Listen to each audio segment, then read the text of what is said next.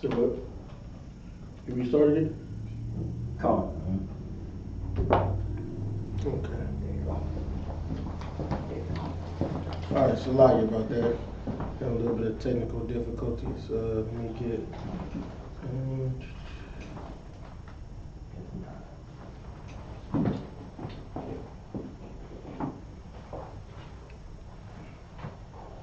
Joining conference now.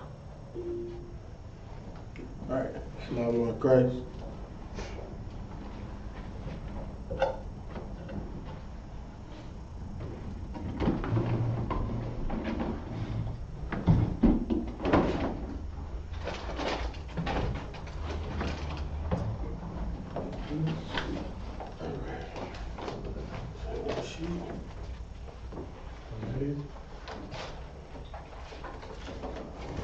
Alright, anybody on the conference call?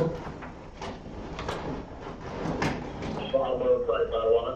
Triple Marshal, check it in. Shalom on Christ, huh?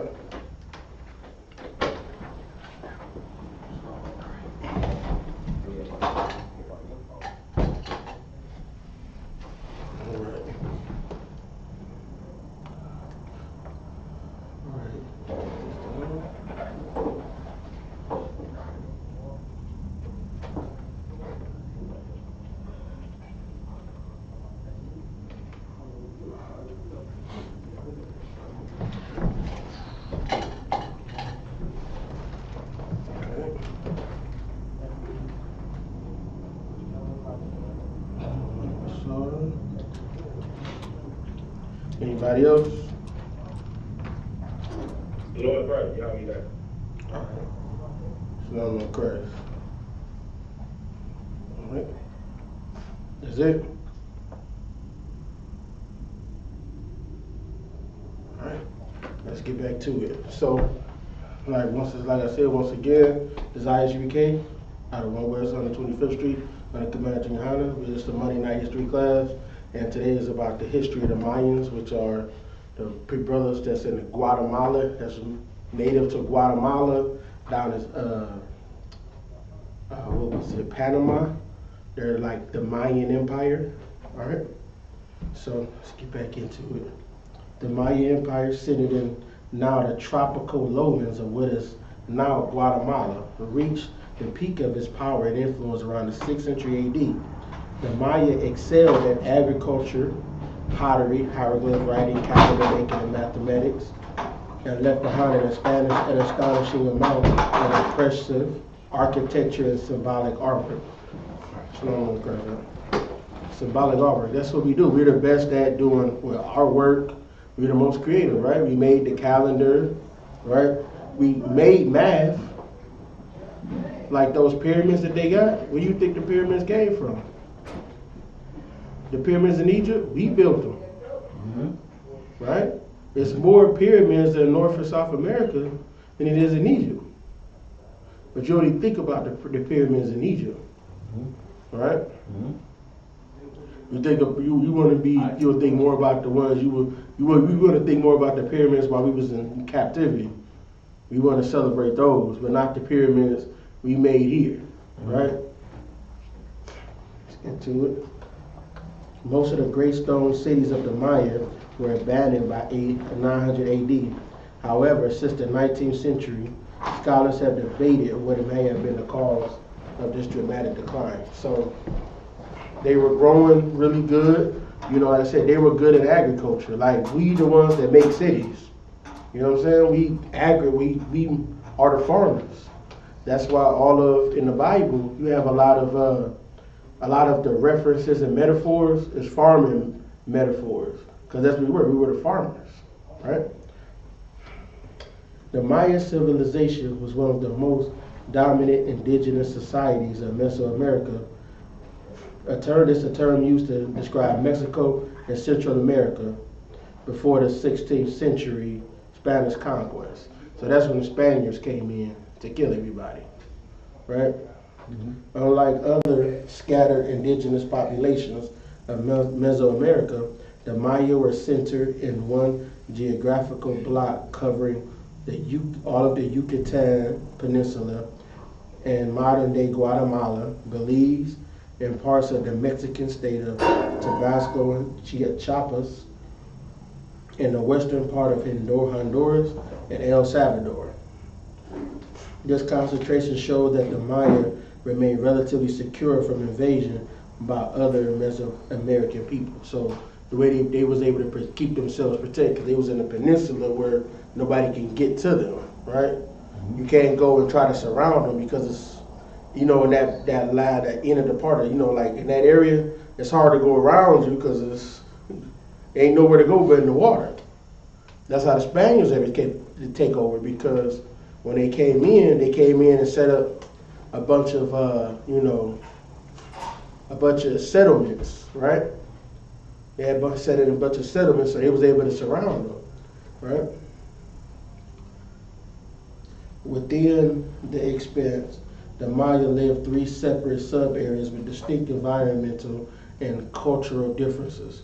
The northern Maya lowlands of the Yucatan Peninsula, the southern lowlands in the Petén district of northern Guatemala and adjacent portions of Mexico, Belize and western Honduras and the southern Maya highlands, in the mountainous regions of southern Guatemala, most famously the Maya of the southern lowland region reached their peak during the classic period of the Maya civilization, AD 250 to 900. So that was like the greatest city. They reached their peak during that time, and built the great stone cities and monuments that have fascinated explorers and scholars of the region. And that's early Maya. So we all know that our brothers, when they came over from, the Middle East, they came over here, right? They set up shop all over, right? And then it says the earliest Maya settlements date to around 1800 BC, or the beginning of what is called the pre-classic or formative period.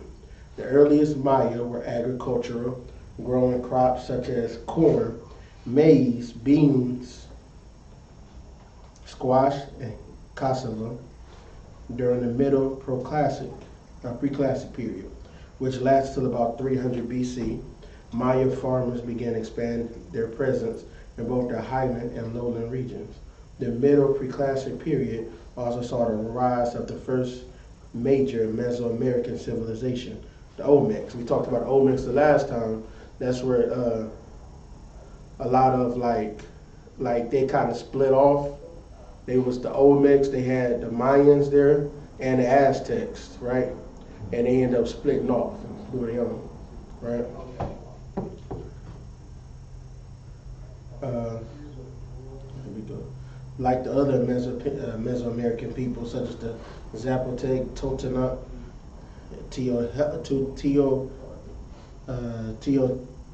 Teotihuacan, and Aztec, the Maya derived a number of religious and cultural traits, as well as their number system and their famous calendar from the Olmec.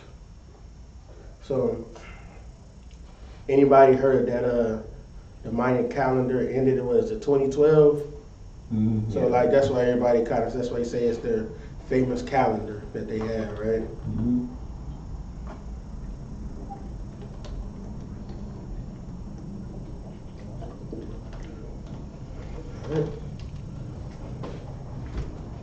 In addition to agriculture, the pre-classic Maya also displayed more advanced cultural traits like pyramid building, right? City construction and the inscribing of stone monuments. So they had stone monuments. They did city construction, right? So they build up their cities. Just look at all Israel. We always go, we build up our cities, don't we? Mm-hmm. Build our cities up strong. And that's what they did too. Right? The late pre-classic city of Mirador in the northern Petén was one of the greatest cities ever built in pre-Columbian Americas. Its size dwarfed the classic Maya capital of Tikal, and its existence proved that the Maya flourished centuries before the classic period. So, if you see what happens when we left alone. You see this? We were able to survive and thrive. Right? You don't even hardly know who the Mayans are today.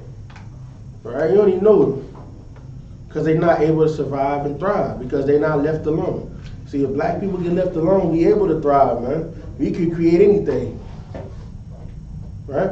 That's why the best period that we had was during segregation. Because we was left alone.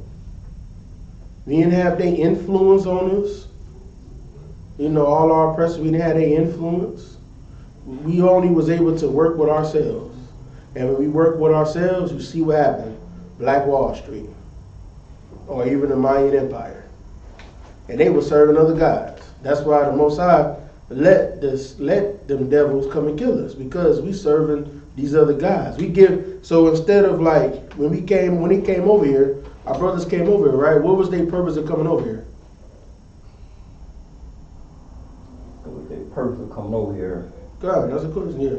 What was the purpose of them coming to America? Oh, you talking about native? God. Oh yeah, because I think it was in persecution. They were in persecution. They traveled. They got on boats and But what did they say? Why did they come over here? Go ahead. About that one. They came over here for religious freedom. God, yeah, because you gotta say the whole thing. Read what's the scripture, the reason why the natives came over here.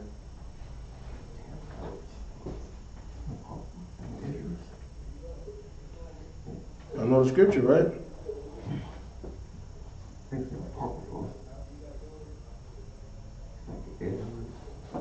Thinking that's yours. I think 13 or 40.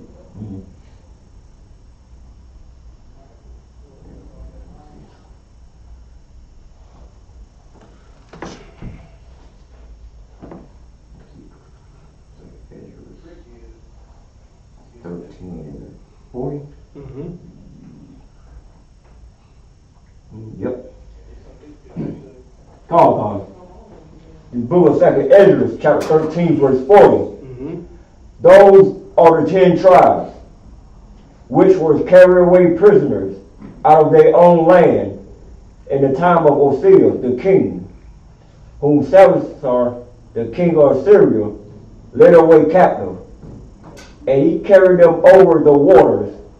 And so they came into another land. Verse 41. But they took this counsel amongst themselves, that they would leave the multitude of the heathen. So they wanted to leave the multitude of the heathen. Because they got heathens on every border. Right? You got heathens. We got the Canaanites to the south, Moabite and Ammon. They on the east, along with the Arabs. They in like the southeast. Edomites is on the some of you got the Roman, you got some of them on the Greeks. The Greeks was at the north. The fake Jews was over there at the bottom left, the bottom west, the southwest corner in the mountains and the caves. It was all over us, man. We was surrounded by them. They wanted to leave the heathen, right? And go ahead. And go forth into a further country. They want to go to a further country, somewhere way away. Keep going. Where never mankind dwelt. No mankind has ever dwelt, right? Who dwelt there before the natives? Nobody, right? Keep going. Verse 42. That they might there keep their statutes. And what else? Which they never kept in their own land. They came over so they can keep their statutes that they never kept in their own land. So the purpose of them coming over here was to keep the law.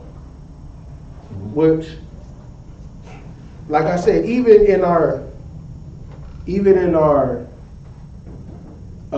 wickedness, right? If we left alone, we can still flourish. Right? That just shows you. Like I said, the reason why they were able to come over and take us over is because we didn't have brotherhood no more. We got jealous of one another. The Mayans secretly hated the Aztecs. So that's Zebulun hating Isupk, right? And then they was able to, and so The oppressor, when he came over, he was able to come in and say, yo, you shouldn't take that from them, man. The same way they even do with our women. What they do with our women, right? Your women get mad at you one day, and you got an oppressor saying, man, you shouldn't take that. Right? They always go to our women. They always try to separate us. That's what makes them the devil on earth, man. Right. Let's look at what the snake did to Eve. He did that. He said, what he said? He told her, you're not learning this knowledge or whatever. You're not learning this because they don't want you to be a god. Right? And so she did it. And see, they were separating her from her husband and God. Separating her. See what I'm saying?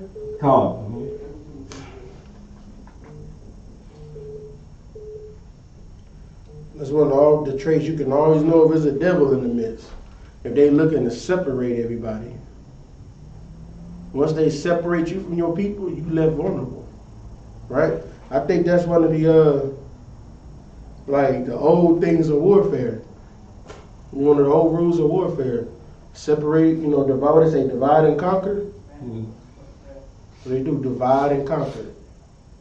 Because here's what happened. When you're not together and you separate, you just have or a fraction your fighting force. Right? So now you can go and they can come attack you, or they can have you attack each other. And while you attack each other, the best thing to do is come in as a third party and attack both of them. Because they're not going to want to fight together. Right? You fight and kill all of them. They just trying to survive. So you're going to take them over. Right? Divide and conquer. Right?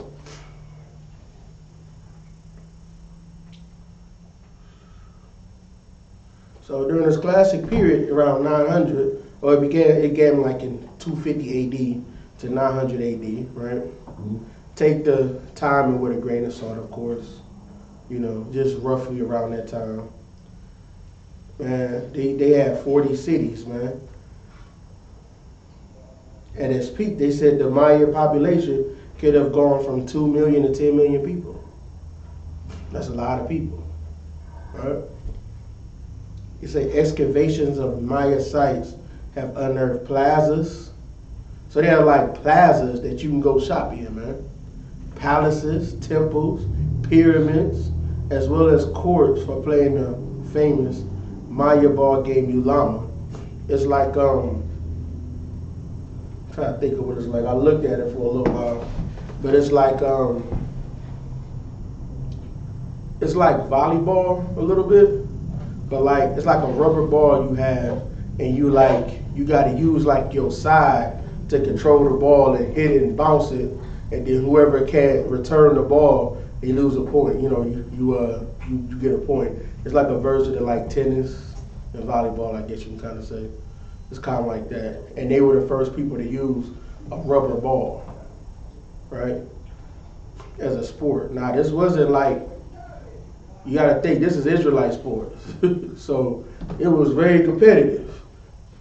So it's like how we play basketball. If you lose a game of basketball, it's like you about dead. They be shooting you because you lose. You be ready to fight. You know what I'm saying? That's just how the game was. So this game that they had, if you had a beef or whatever between you and another town or something, they would get their best players to play this game, and whoever didn't win actually got killed. So this was how we did even with the dice, the Urim and the Thummim. So this is showing this is another game that we play, right? Let's see here.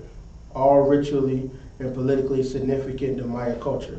Mayan cities were surrounded and supported by a large population of farmers.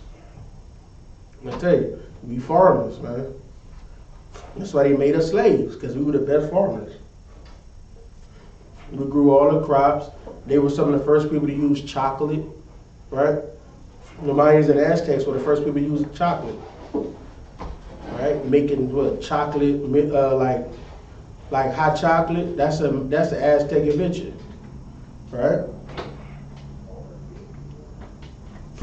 Though Though the Maya practiced a primitive type of slash and burn agriculture, they also display evidence of more advanced farming methods, such as irrigation and terracing.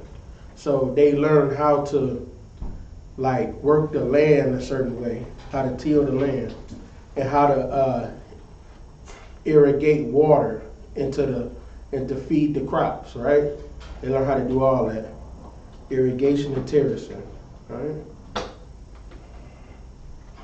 Anybody got any questions on that?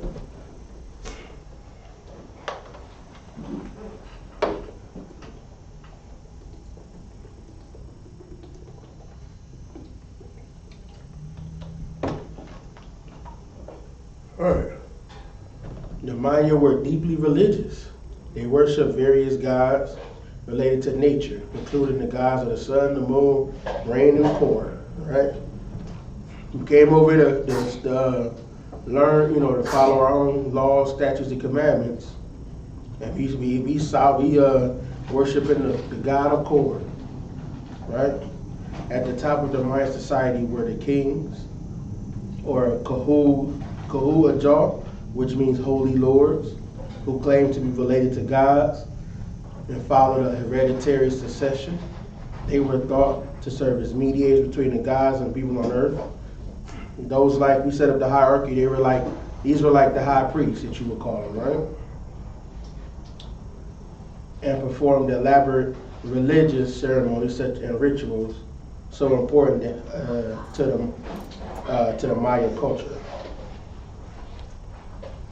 The classic Maya built many of their temples and palaces in a stepped pyramid shape, decorating with elaborate reliefs and inscriptions. These inscriptions have earned the Maya their reputation as the great artists of Mesoamerica. Guided by their religious ritual, the Maya also made significant advances in mathematics and astronomy, right? Including the use of the zero and the development of complex calendar systems like the calendar round, based on 365 days and later, the long calendar designed to last over 5,000 years. Serious exploration of classic Maya sites began in the 1830s. By the early to mid 20th century, a small portion of their system of hieroglyph writing had been deciphered, and more about their history and culture became known. Most of what historians know about the Maya come from what remains of their architecture and art, including stone carvings and inscriptions on their buildings and monuments. The Maya also made paper from tree bark and wrote in books made from this paper, known as codices. 4 of these codices were known to survive. They are also credited with some of the earliest use of chocolate and rubber. So how we make tires with rubber and chocolate, they were known for having the earliest uses, right? Now this is their life. They lived in the rainforest, so life in the rainforest for them. One of the many intriguing things about the Maya was their ability to build a great civilization in a tropical rainforest climate.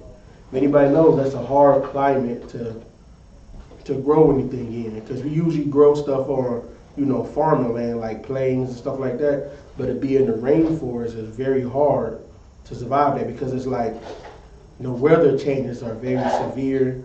You can't grow anything over there in the rainforest because everything is being how do I put it? When you have like a flat farming land, they aren't competing with the trees for sunlight. You know what I'm saying? But if you have like a rainforest, all the plants that you try to grow would be suffocated out because the other bigger trees are taking up all of the nutrients off the ground, taking all of the light, all of the water, so you wouldn't be able to suffice and grow crops, right? So that's why they were noted for having a big civilization in the rainforest. All right. Traditionally, ancient peoples have flourished in drier climates with a centralized management of water resources through irrigation and other techniques formed their basic society. This was the case for the Teotihuacan of Highland Mexico, contemporaries of the classic Maya. In the southern Maya lowlands, however, there are few navigable rivers for trade and transport, as well as no obvious need for irrigation system. By the late 20th century, researchers had concluded that the climate of the lowlands was in fact environmentally diverse. Let me see, hold on a second. Okay. Though foreign invaders were disappointed by the region's relative lack of silver and gold, because that's what they want. They want silver and gold, right? Mm-hmm. The Maya took advantage of the area's many natural resources. They had other things there, just not a bunch of silver and gold, right? They had limestone. They made stuff and they used that for construction. Volcanic rock, obsidian, for tools and weapons, and salt. The environment also held other treasures for the Maya, including jade, quetzal feathers used to decorate the elaborate costumes of Maya nobility, and marine shells, which were used as trumpets in ceremonies and warfare. See, we got the trumpet, see? We thought we got a trumpet, see? That's a sign of Israelite culture coming in, right? Mm-hmm. And Israelites wore feathers. I gotta see if I can find a scripture, but there was a scripture that shows that some certain tribes wore feathers, right? Mm-hmm. Let me see here. So you can kind of see a little bit. This is traditional dress. You can see right here. So right here, you can see that. You see he got fringes. Some of their clothes got fringes on it. They fringed up. So that's just showing you how even they wore fringes. All right. This is one of their temples right here. So it's a pyramid, all of that. So there's a pyramid right here. This is the fringes right here. Fringes. So they wore fringes. So that just goes to show you they kept part of the culture, right? Now, this is the mysterious decline of the Maya. They don't know what happened to them, but from the late 8th through the end of the 9th century, something unknown happened to shake the Maya civilization to its foundations. One by one, the classic cities in the southern lowlands were abandoned, and by 8900, Maya civilization in that city had collapsed. That region had collapsed. The reason for this mysterious decline is unknown, though scholars have developed several competing theories. Some believe that the 9th century, the Maya had exhausted the environment around them to the point it could no longer sustain a very large population. Other Maya scholars argue that constant warfare among competing city-states led to complicated military, family by marriage, and trade alliances for them to break down. So they said some of it was constant fighting between each other. Mm. So it's obvious some history in there. Israel always fight each other, right?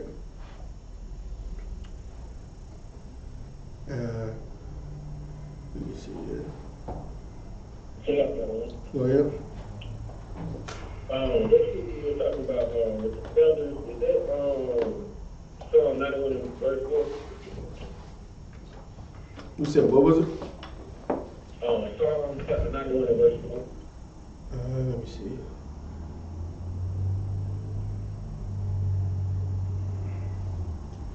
And those in the Old Testament.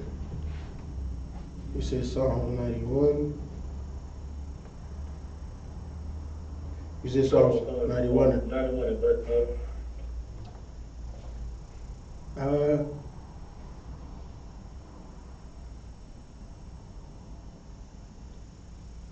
No, I don't think that was it.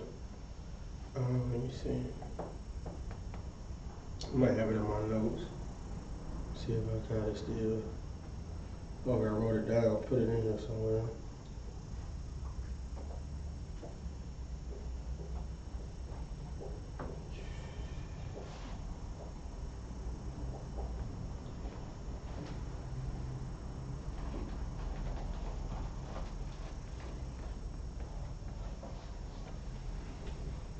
Okay.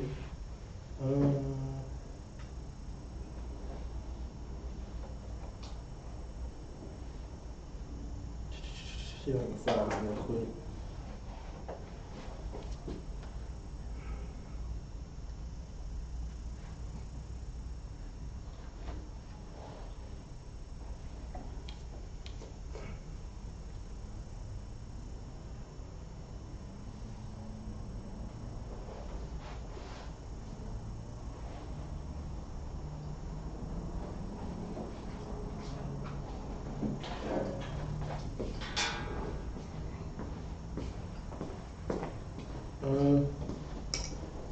Can't find it. Shoot. Remember I heard it one time in class.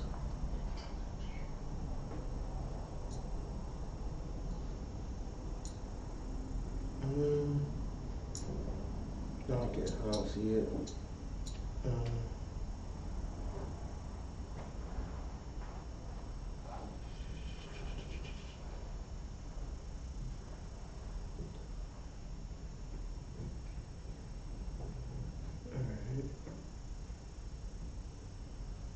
No, I don't see it. But like I said, in the Native Americans, he deal with feathers, and that is in the Bible somewhere. Just gotta see if I can find it somewhere at some point. Keep moving on. All right. Okay. So one of the laws they probably didn't follow was you only supposed to grow on the land for 6 years, and then the 7th year you're supposed to let it rest. So that's probably a law they didn't follow. That's probably led for overpopulation. They weren't able to feed everybody. They took all of the minerals out of the soil. So it could have been that, the war, and then they said probably some catastrophic environment change, like a long period of drought, something like that. So something got them out of here, right?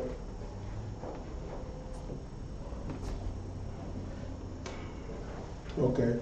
All three of these factors, overpopulation, overuse of the land, endemic warfare, and drought may have played a part in the downfall of the Maya in the southern lowlands.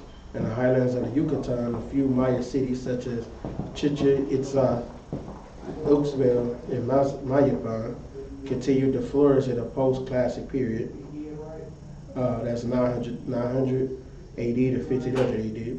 By the time the Spanish invaders arrived, however, most Maya were living in agricultural villages. The great cities buried under a layer of rainforest green. How they've been finding them, their monuments has been it's like a LiDAR, like a radar type of system, where they can find structures beneath the leaves of the rainforest. Because to go through the rainforest, it's like you got everything. There's snakes, it's real treacherous land to go into. You can't get saved by helicopters because there's like a brush over it. You can't even see, right? So you got to think of dense forest. What you have to think of? They said, do the Mayans still exist? Descendants of the Mayans still live in Central America, in modern-day Belize, Guatemala, Honduras, El Salvador, and parts of Mexico. The majority of them live in Guatemala, which is home to the Tikal National Park, the site of the ruins of the ancient day city of Tikal. Roughly 40% of Guatemalans are Mayan descent. So that's telling you there's a lot of heathens in Guatemala, right? Any questions on that at all?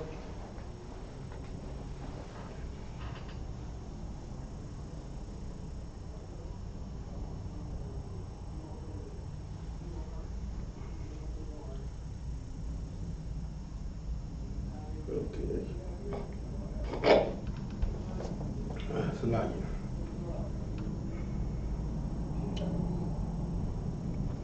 So, all right.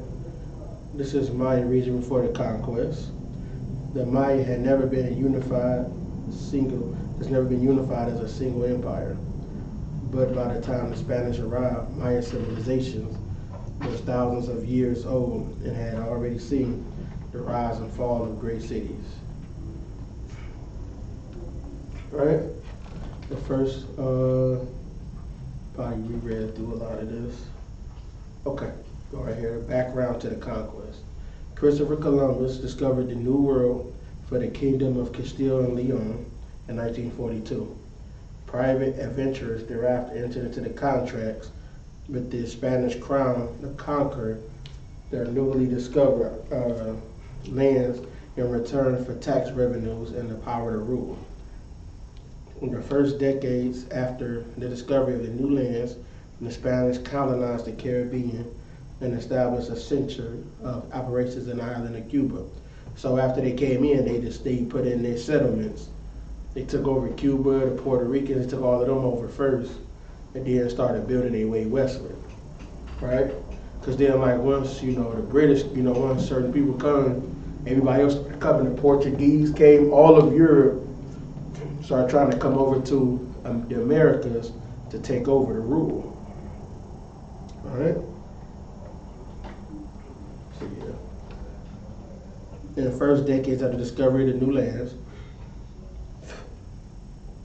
the Spanish colonized the Caribbean and established a new century. Oh yeah, I already said that. By August 1521, the Aztec capital of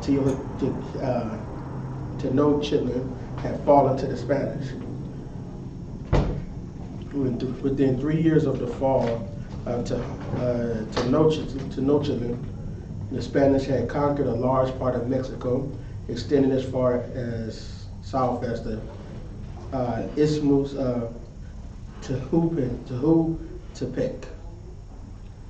The newly conquered territory became New Spain, headed by a viceroy who answered to the King of Spain via the Council of the Indies. So they used even the Bible, they had the councils, right?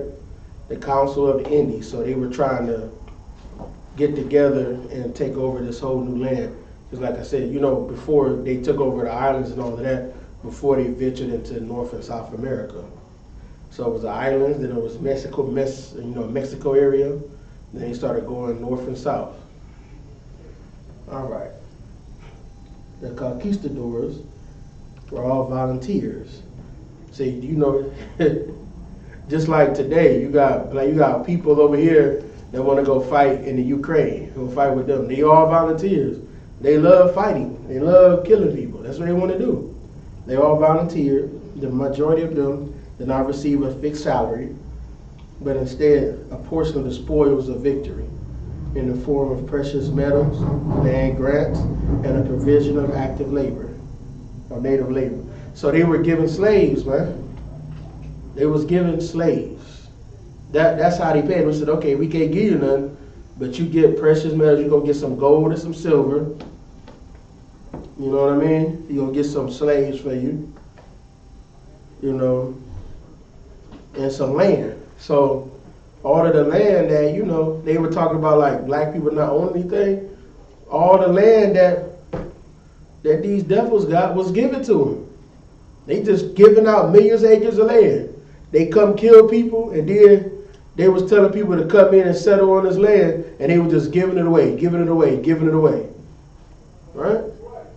But you got to pay, what, 30% interest, right? To try to get that same land, you end up paying 3 times the cost of it, but they just giving the land away. All right? Their weaponry, strategies, and tactics. The conquistadors were all, it was all volunteer. Many of the Spanish were already experienced soldiers who had previously campaigned in Europe. In addition to Spaniards, the invasion force probably included dozens of armed African slaves and freemen, right? So they had us, because after we was ruling in Europe, they came and took over. They came and made us slaves, right? You want to say African slaves? That's not true. They was not Africans, right? They was black people. They called so-called African Americans, right? And freemen. So the political fragmented state of the Yucatan Peninsula at the time of conquest hindered the Spanish invasion. Since there was no central political authority to be overthrown, however, the Spanish exploited this fragmentation. See what it say? They exploited the fragmentation by taking advantage of pre-existing rivalries between polities, right? So they seen that they were not together. As soon as they see that you're not together, they make use of that. They try to divide you and make you hate each other, right? Make you start killing each other. Now, they ain't gotta even fight you. All right. But at first, because it was hard for them to try to overthrow the Mayan Empire, because they were set up like how it was at the time of judges. They had judges on every place, right? So it was hard to take them over because it wasn't a centralized government. So they just made each other fight each other. Well, them Crips over there, them Crips over there, they don't like you, man. They got them fighting each other, right? It's like they do to us, like they do to everybody. Let's see here. Among Mesoamerican peoples, the capture of prisoners was a priority, while the Spanish were taking prisoners as a hindrance to outright victory. So they wasn't taking no prisoners. Our brothers, they were just trying to capture them. They weren't trying to kill everybody, right? No, our oppressor, they was trying to kill everybody. That was a hindrance to victory to make them to capture them. They wanted to kill, right? The Spanish engaged in a strategy of concentrating native populations in newly founded colonial towns, or reductionists, also known as congregations. So, a congregationist, they said it in Spanish, but they may put them in congregations of people. So, but they had them in new towns that they would make, and they would put them in there, right? In new towns.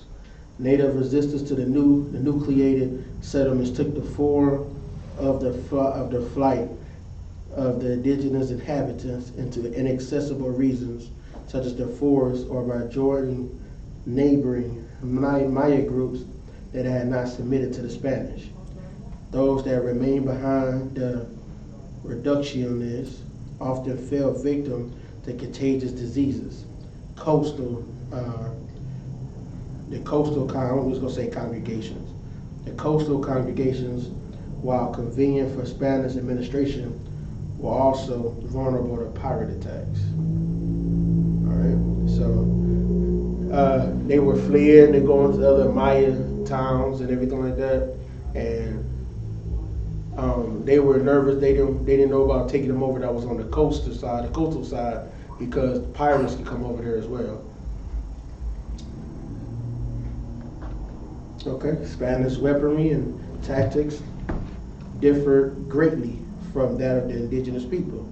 This included the Spanish use of crossbows, firearms, including muskets and arquebuses and cannons, war dogs and war horses.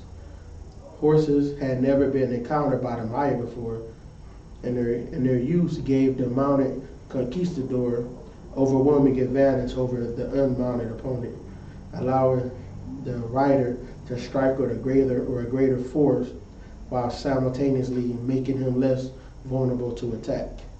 The mounted conquistador was highly maneuverable, and this allowed groups of combatants to quickly displace themselves across the battlefield. The horse itself was not passive and could buffet the enemy combatant. So they weren't able to fight against the men riding those horses. They weren't able to fight against them because they were able to move faster. Like, you got to run on feet. Who's faster, a horse or a person? A horse, right? So they're able to come in and they could just come in and just with their swords and they weapons they have, rifles, and just slice people up, right?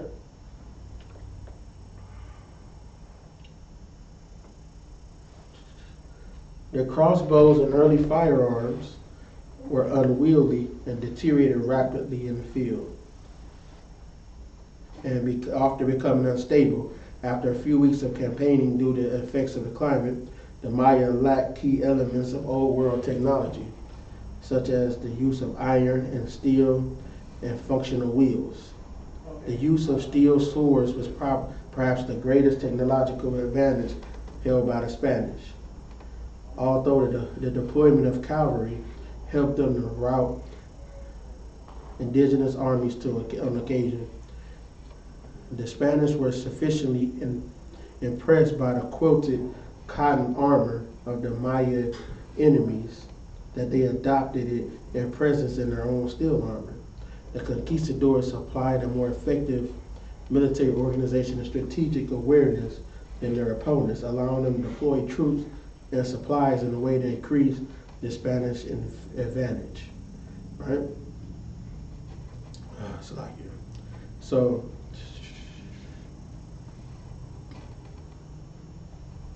they see that the armor that they had a quilted armor that was cotton or whatever. So they decided to start using that.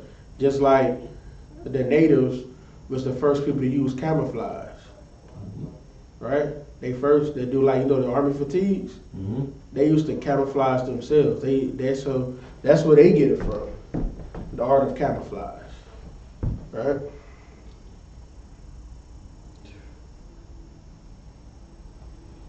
The 16th century Spanish conquistadors were armed with 1- and 2-handed broadswords, lances, pikes, rapiers, and all just weapons, man.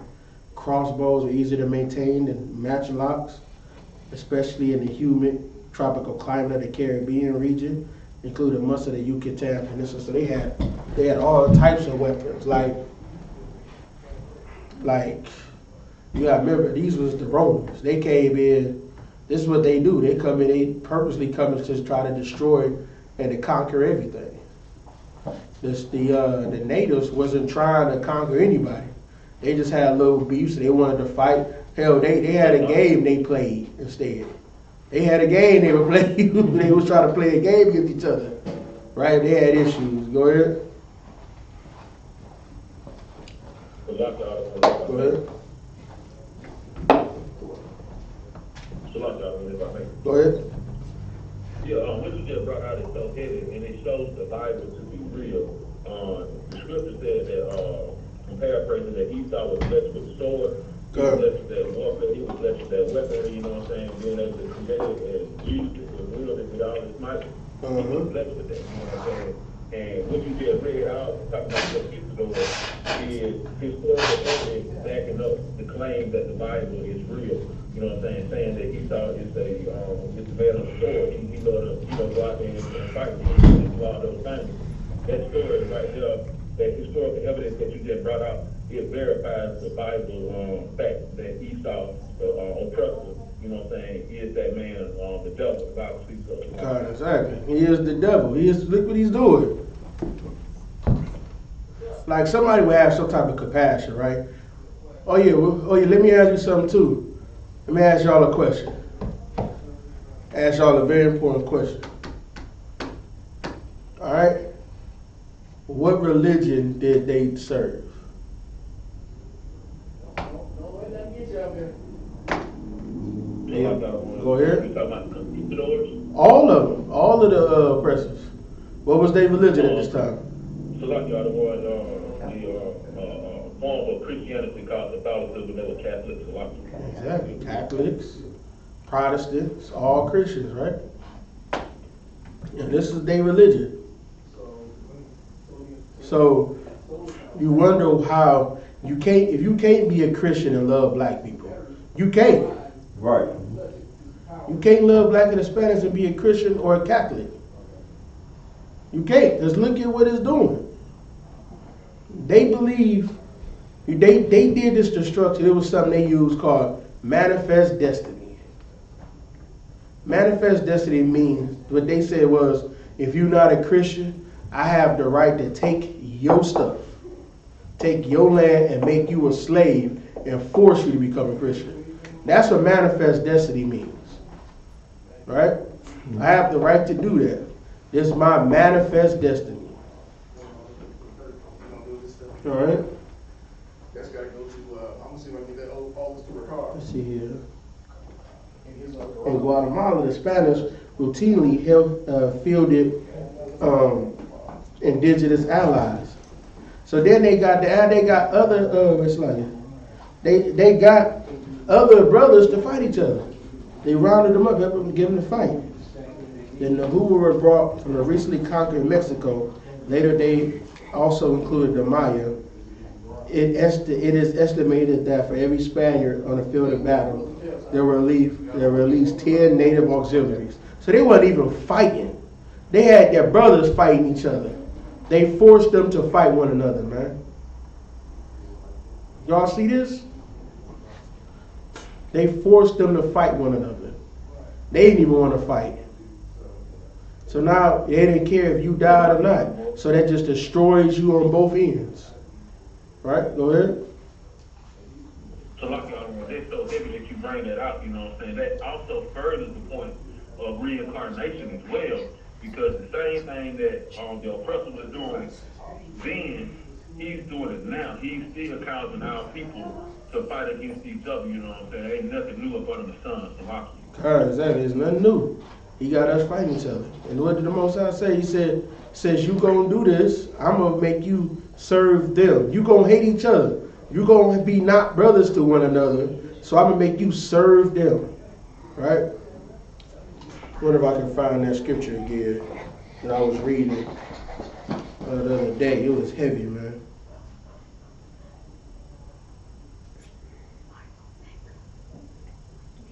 It was a heavy scripture. If I could still find it. Man, I wish I could find that. Ooh, that was it was a part on there. Let me see if I can find it real quick.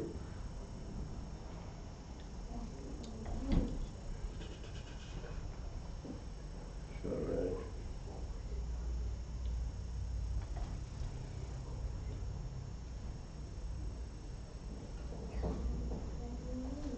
See if I can find it. Alright, let me keep reading this.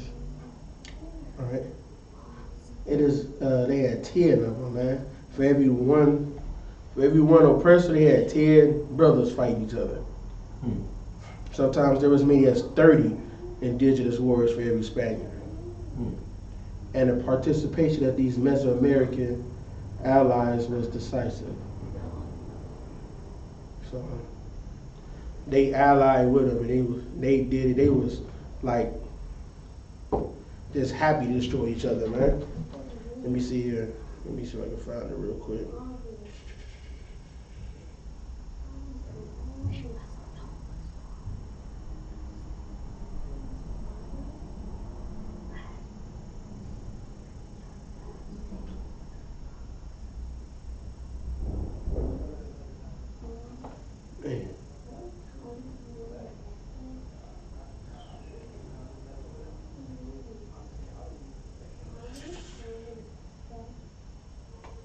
All right. See here. All right. Native weapons and tactics. Maya armies were highly disciplined, and warriors participated in regular training exercises and drills. Every able-bodied adult male was available for military service. Maya states did not maintain standing armies. Warriors were mustered by local officials and who reported back to appointed war leaders. They were also units of full-time mercenaries who followed the permanent leaders.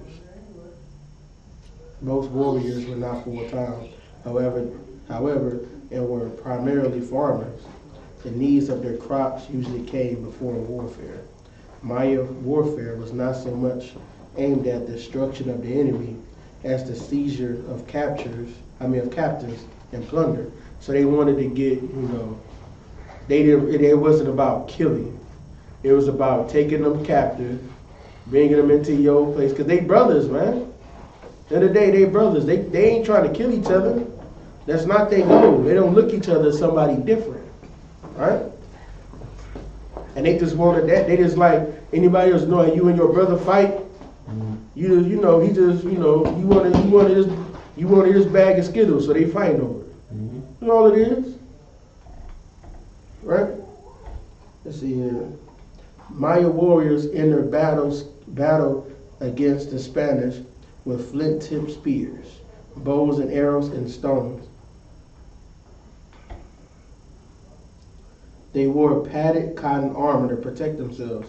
The Spanish described the weapons of the war of the Pen Maya as bows and arrows, fire-sharpened poles, flint-headed spears, and two-handed swords crafted from strong wood with the blade fashioned from inset obsidian. Similar to the Aztec, Maya warriors wore body armor in the form of quilted cotton that had been soaked in salt water to toughen it. The resulting armor compared favorably to the steel armor worn by the Spanish. Warriors wore wooden or animal hide shields decorated with feathers and animal skins. The Maya had historically employed ambush and raiding as their preferred tactic, and its employment against the Spanish proved troublesome for the Europeans. What do you call it? That's guerrilla warfare. We invented guerrilla warfare. You go to the Bible and see guerrilla warfare. All throughout the scriptures. You can see it all day long. David used it. I think Joshua used it. Right? We use guerrilla warfare against everybody. And that's how we won our battles, right? And so they were doing the same thing. Because, you know, we ain't the highest number of people. We're not the highest in number. So we use a lot of tactics like that, right? So, time 8:36. Impact of old world diseases. Epidemics incidentally introduced by the Spanish concluded smallpox, measles, and influenza. These diseases, together with typhus and yellow fever, had a major impact on Maya populations. The old world diseases brought by the Spanish and against the indigenous New World peoples had no resistance were a deciding factor in the conquest. They decimated populations before battles were even fought. It is estimated that 90% of the indigenous population had been eliminated by disease within the first century of European contact. A single soldier arriving in Mexico in 1520 was carrying smallpox and initiated the devastating plagues that swept through the native populations of the Americas.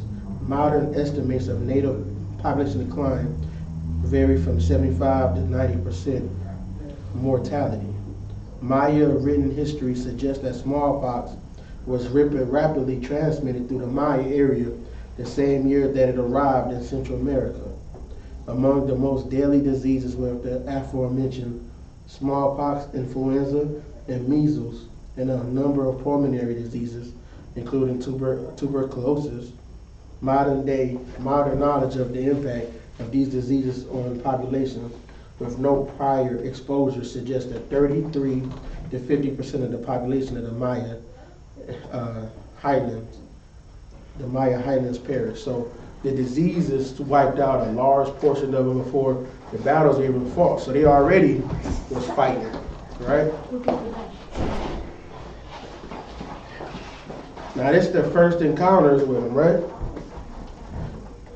On July 30th, 1502, during his fourth voyage, Christopher Columbus arrived at Guanaja, one of the Bay Islands off the coast of Honduras. He sent his brother Bartholomew to scout the island. As Bartholomew explored, a large trading canoe approached. Bartholomew Columbus boarded the canoe and found that it was a Maya trading vessel from the Yucatan, carrying wealth. The Europeans looted whatever took their interest from amongst the cargo and seized the elderly captain to serve as an interpreter. The canoe was then allowed to continue on its way. This was the first recorded contact between the Europeans and the Maya. it is likely that news of the practical strangers of the Caribbean passed along the Mayan trade routes. The first prophecies of bearded invaders sent by the Kokuta, the northern Maya. Y'all gonna laugh at this. They said the first prophecies of bearded invaders sent by Kukulkan, the northern Maya feathered serpent god. So what they saying is that our oppressor was sent by the feathered serpent god. It's just funny. It's ironic how it's the serpent god that sent him, right? Oh, yeah. But probably recorded around this time and in due course passed into the books of Chimam Balaam. Alright. Matter of fact, I want to look into that a little bit. See what they got on there. Okay. Let's see if we can get a little bit on that.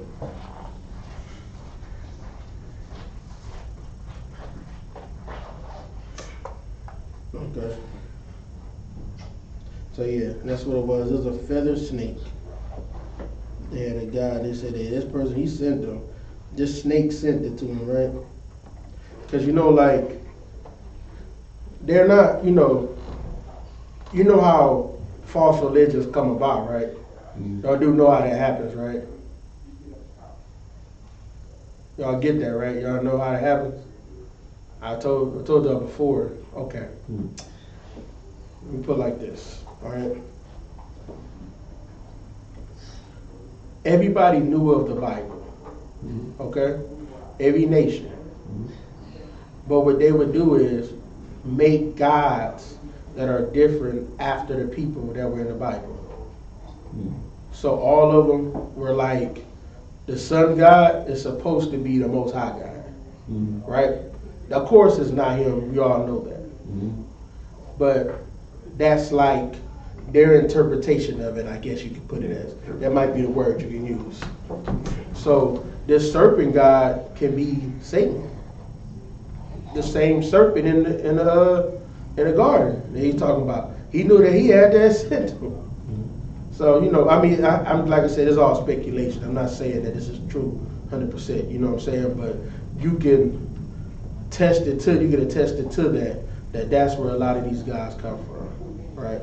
That it comes from people that was in the Bible that they gave other names. Okay? All right. Okay. Now, there was a Spanish boat that came somewhere to Jamaica.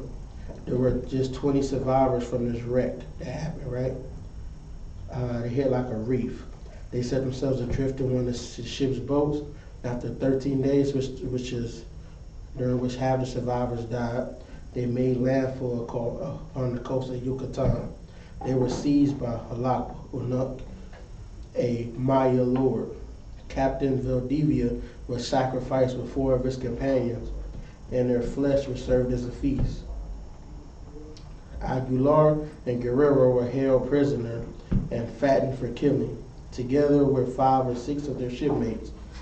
Aguilar and Guerrero managed to escape their captors and fled to a neighboring lord, who took them prisoner and kept them as slaves. After a time, Gonzalo Guerrero was passed as a slave to the Lord Nachin Khan Chutamon. Guerrero became completely Mayanized, and by 1514, Guerrero had achieved the rank of Nakon, a war leader served against the Nakan Khan's enemies. Okay. Now, if I remember correctly, them saying that they eating people was false. They said that they were cannibals. I heard that was false. Through other classes, right? Them eating people.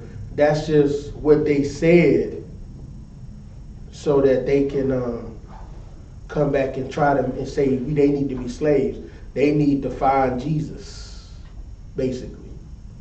That's why they doing this, because then a lot of times, like, a lot of folklore around the British, like during that old time, was, you know, if they go somewhere, oh man, they're cannibals.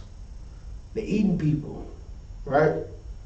Now, it was just folklore. It's just something like you know how today, like, you say certain words, like if you say the people that say that they're Jews are not Jews, and you just, like, you see what happened in Canada, right? Mm-hmm. That was the same way. It was a buzzword, right? They would say that they were cannibals. So now they were cannibals. We need to go fight them. We need to go stop them from killing people and eating them, which most people did not eat people, right? And then, you know, we had a little bit of a law, like even Captain Copters I was bringing out. We didn't eat, like, I don't even think they even ate pork. So why they gonna eat people, right? So they had like a law amongst themselves of what they did eat and what they didn't eat. So now they want to say they eat people. So, like I said, a lot of that is a lie. It's lies. So, all right.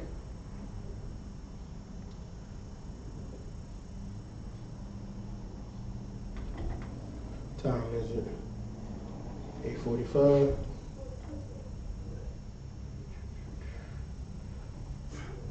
Okay.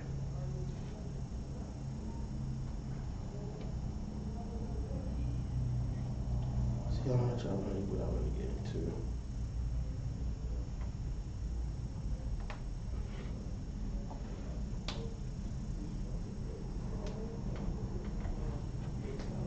Man, it just conquest of everything, man.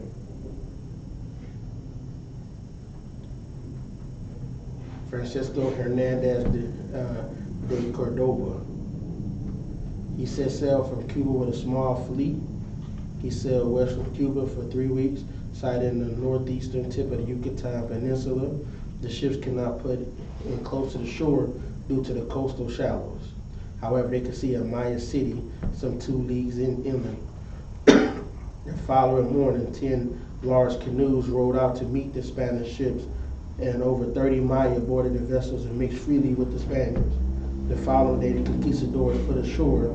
As the Spanish party advanced along a path toward the city, they were ambushed by Maya warriors. 13 Spaniards were injured by arrows in the first assault, but the conquistadors regrouped and repulsed the Maya attack. They advanced to a small plaza upon the outskirts of the city. When the Spaniards ransacked nearby temples, they found a number of low-grade gold items, which filled them with enthusiasm. See, and they got seen that gold, they went nuts. The expedition captured 2 Mayas to be used as interpreters and retreated to the ships.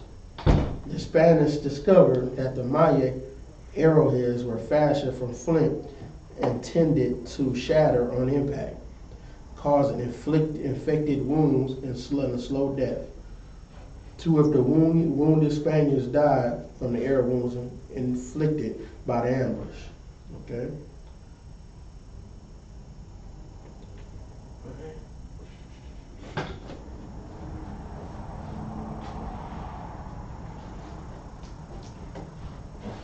So they went to go fight some more, and then what ended up happening is they ended up, this bastard here, he died from his wounds because when he said that those spear tips, they would break apart and they would cause you to get infected wounds and die, right?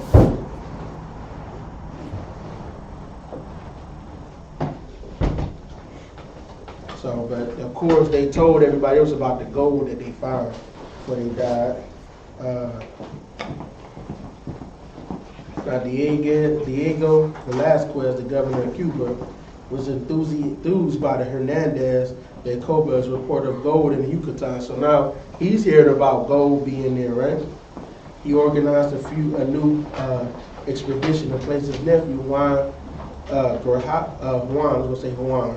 in command over his 4 ships.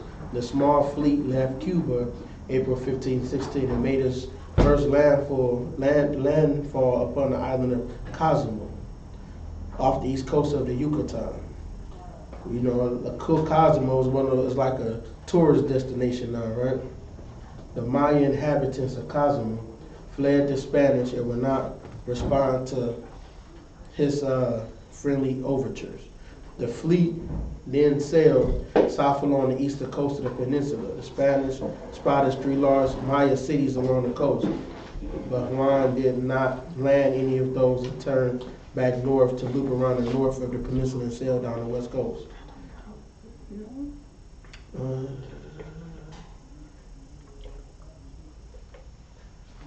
Get out of my face. let's see here.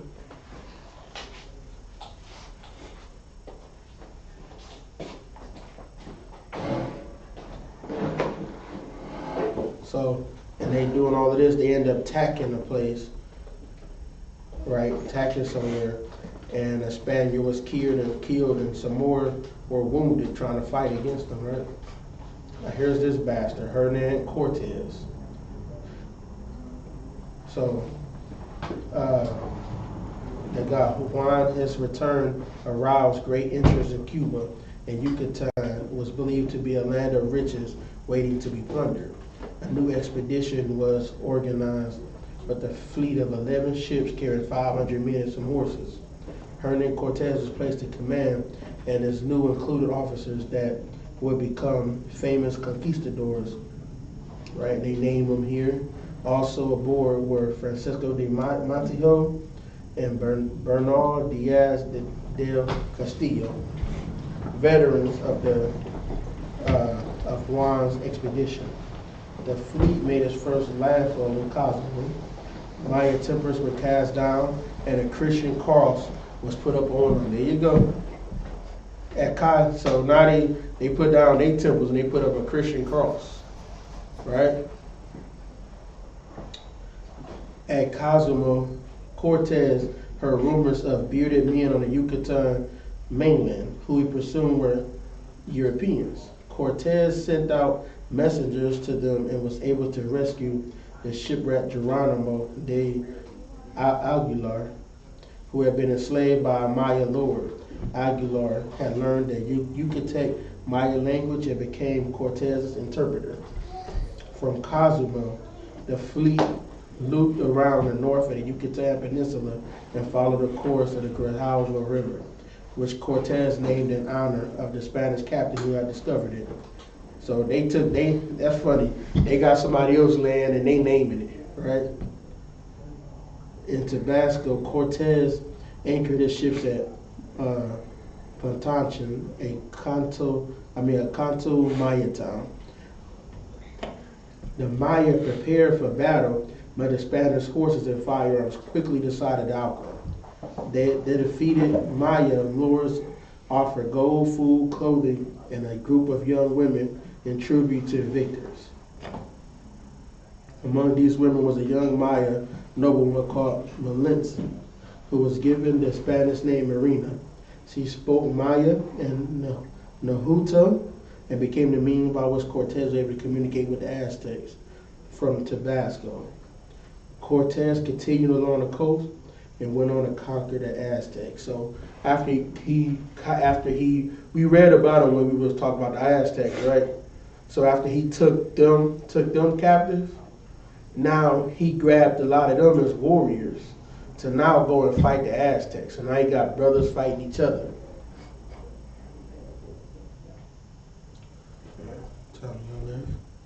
Alright. Preparations for the conquest of the highlands. After the Aztec capital, Tenochtitlan, fell to the Spanish in 1521, the person that was like in a Mayan when it was ruling, sent envoys to Hernan Cortez to declare their allegiance to the new ruler of Mexico, and and the Quiche Maya, may also have sent a delegation. In 1522, Cortez sent Mexican allies. In 1522, Cortez sent Mexican allies to scout the Soconusco region of the lowland Chiapas, where they met new delegations from Lexington, and these names is crazy. So both of the powerful Highland Mayan kingdoms declared their loyalty to the king of Spain. So basically, they all got together, the kings declared loyalty to the king of Spain. But Cortez allies in Sucanusco soon informed him that the Quiche and the Cacique were not loyal and were harassing Spain's allies in the region. Cortez dispatched Pedro de Alvarado with 180 cavalry, 300 infantry, four cannons, and thousands of allied warriors from central Mexico. They arrived in Sucanusco in 1523.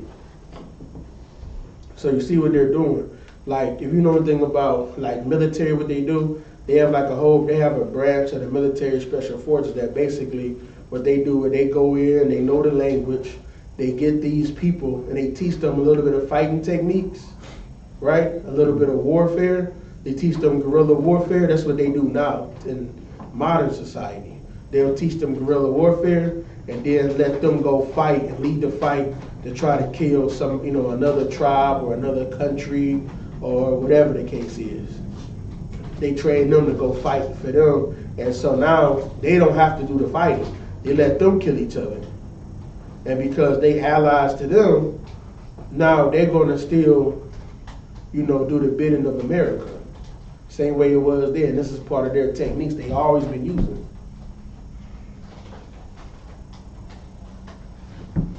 So Alvarado, he came with a big force, the Sucanusco. He had a lot of indigenous allies with him. And he had them all swear allegiance to the Spanish crown. So a lot of neighboring groups in Guatemala were attacking them because of their friendly outlook toward the Spanish. So the people they were calling, they were traitors. So they called them out. They were attacking them because of it. So by 1524, Sucanusco had been completely pacified by Alvarado and his forces. Due to the economic importance of cacao in the new colony, the Spanish were reluctant to move the indigenous inhabitants far from the established cacao orchards. As a result, the inhabitants of Sucanusco were less likely to be rounded up into new reduction settlements, those settlements we talked about when they congregated them, than elsewhere in the Chiapas, since the planting of a new cacao crop would have required 5 years to mature. So this colony, they made exception. It was like a plant that they needed to grow, that they were selling out for different trade and giving it back, giving it back to Spain and all these countries. They didn't want to move this particular tribe out of that area because it takes 5 years for that plant to mature enough to have fruit.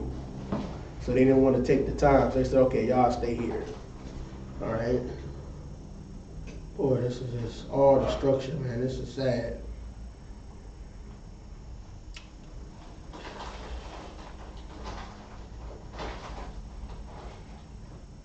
So I'm gonna skip ahead a little bit for time's sake.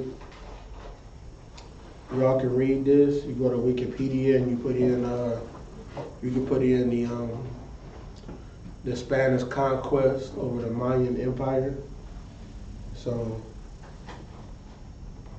I'm gonna teach you about a little bit of rebellion. Pedro de Alvarado rapidly began to demand gold and tribute from the Caciques, souring the friendship between the two peoples. And those people abandoned their city and fled to the forests and hills in August 1524. 10 days later, the Spanish declared war on them. The Spanish founded a new town in nearby Tecpan, Guatemala, abandoned in 1527 because of the continuous attacks. They moved to the Amalanga Valley to the east, refounded their capital, Ciudad Vieja. The Cacique kept up resistance against the Spanish for a number of years, but on the 9th of May, 1530, Exhausted by warfare, the two kings of the most important clans returned from the wilds. A day later, they were joined by many nobles and their families and many more people. They then surrendered at the new Spanish capital of Ciudad Vieja. The former inhabitants of the Munchi were dispersed. Some were moved to Taklan, the rest to Salola and other towns around Lake at Titman. All right, so that was the rebellion. They got tired of fighting, so they ended up surrendering to the Spanish. So, because they were coming in like, while they were fighting, they were getting destroyed on all fronts, right? They had brothers attacking each other, right? They had diseases, right? They had diseases coming against each other, right? They had, and they had a continual influx of new oppressors coming in.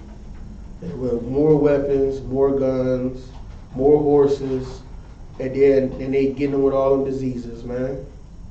So they getting attacked on all fronts. So they just surrendered, right?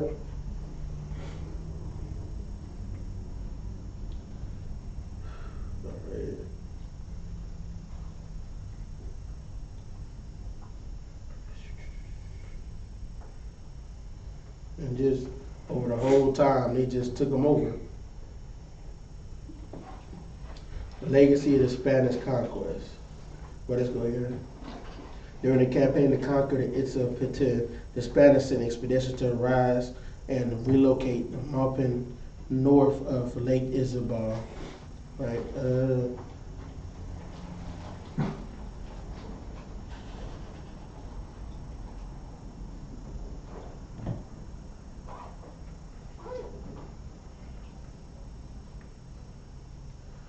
Okay, so there was a drastic depopulation of a lot of the Mayans, and they were all sold into slavery.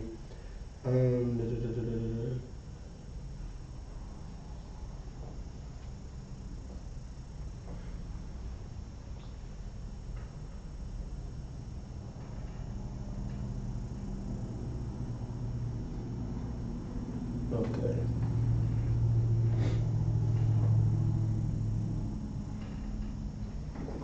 Of course, you know, Catholic priests came in, started making them into Catholics, of course, teach them their religion.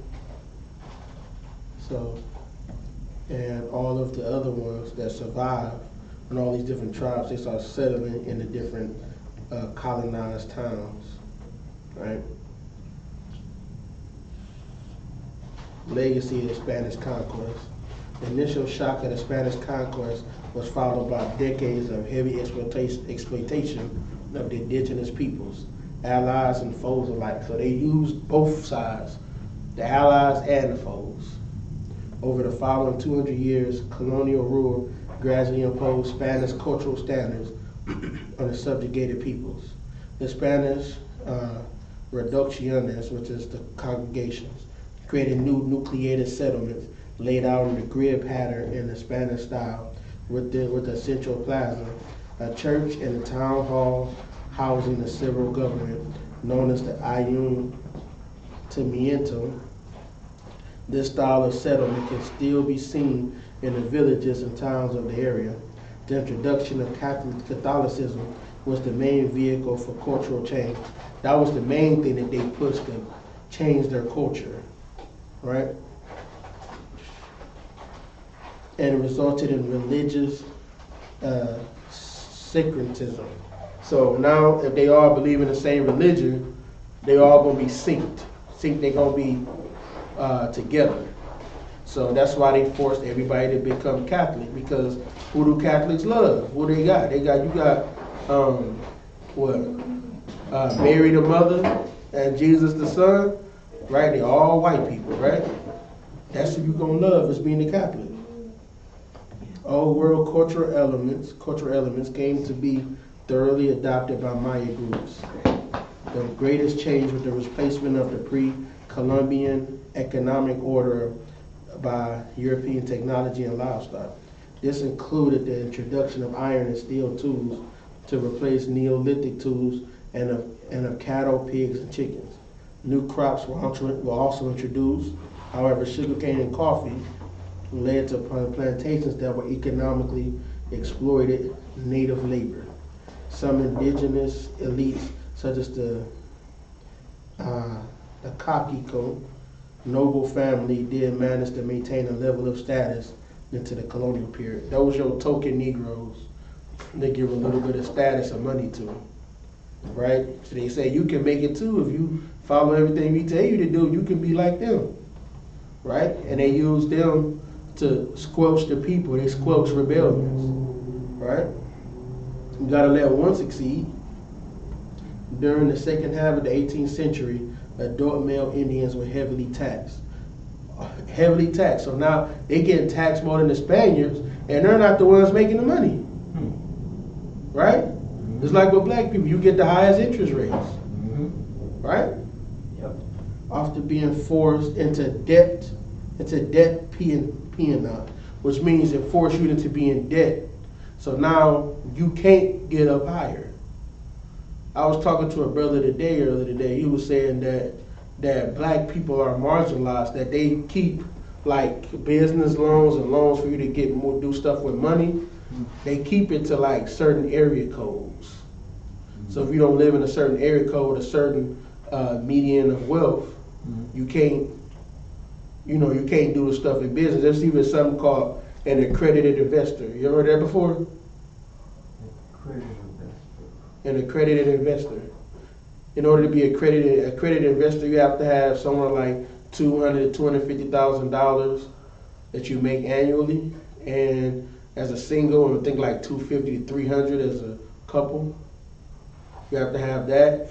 No. You have to have a certain amount of liquid assets, and then now you become an accredited investor. So now you get to get into investments that nobody else can get into. Only the wealthy can get into. So we all know that the wealthy play a whole different game when it comes to money than poor people do. They get access to things that poor people don't. I even heard Kevin Hart say it. He said every time he gets the next level of wealth, he said devils, they open up another layer of something that he never knew it was even possible. He said it all the time, right? All right, Western Petén and neighboring Chiapas, just like the other tribes, remained sparsely populated, and the Maya inhabitants avoided contact with the Spanish. So they avoided contact with them, because they knew how much of a devil they were, man. Like, they don't even tell you, like, when you go to a place like this, it's really hard to get what they really did to these people, man. They would go in, they would say, okay, we're going to make a peace treaty, right? We're going to make a peace treaty. And then guess what they do? They go they'll say, okay, let's go into this building. They'll set the damn thing on fire and kill everybody in there, man.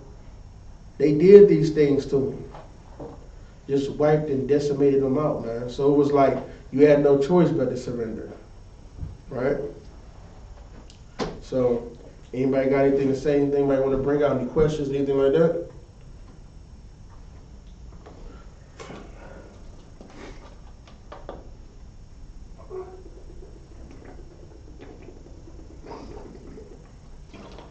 All right, going once, going twice. All right, with that, pass the class over. Preaching officer, Napaska Yah.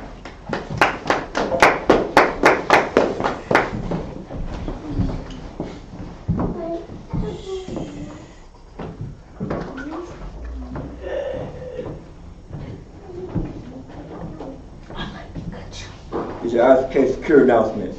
With the I.S.U.P.K start at 1 West 125th Street, Harlem, New York. Room for a new brother and sister. When a new brother and sister come to the schools, they are limited for 6 months. They are here to be saluted only. They are here to set themselves of the world. If they need transportation, the teacher will arrange it. After 6 months, if a brother or sister has an interest in a particular person, he or she must get permission from the head to speak to a brother or sister. There is another 6 months in which the brother and sister will court each other. After this 6 month period, the brother and sister will get permission from the head to marry. TITHES, which is a commandment, book of Numbers, chapter 18, verse 21. Book of Malachi, chapter 3, verse 8 to 10. My I.S.U.P.K, that means 10 in the Hebrew. 10% of every penny of any increase the Lord gives you, give to the treasury department or teacher. Priest farm, free will offer a priest not mandatory. Whatsoever amount you like to give. The next whole convocation is the Passover. We're going to pick the third Passover. It's going to be April 15, sundown at Cocoa Beach, Florida. The address is 301 Tucker Lane. Make sure you have all your arrangements and stuff. You know, all your hotel fees and your arranged hotel, not slot, you know, all your arrangements, right? Remind, Alchemar walking to check the bulletin board in the hallway. If any brother wants to be a trooper in the school, start wearing all black boots, shirt, pad, headband, and scarf. And make sure you Google the address every time you get to the school. Use any GPS you like to use. The address is 3353 Glenwood Road, Decatur, Georgia. Help build the algorithms to get people into school. All right, that? Ben Israel, Mayans. Give one curse salute to the teacher. Ben Israel, I.S.U.P.K, Mayans. Barak, Yahweh Shem Yahshua Yahanna, Yahanna. Y'all on top, hands down, sorry. Turn to the sister, stand. Give one curse salute to the sister in the class. Ben Israel, I.S.U.P.K, Mayans. Barak, Yahweh Shamar Al-Dan B'Hashem Yahushai. Yahweh Shamar Al-Dan B'Hashem Yahushai. Y'all can top, hands down, class dismissed.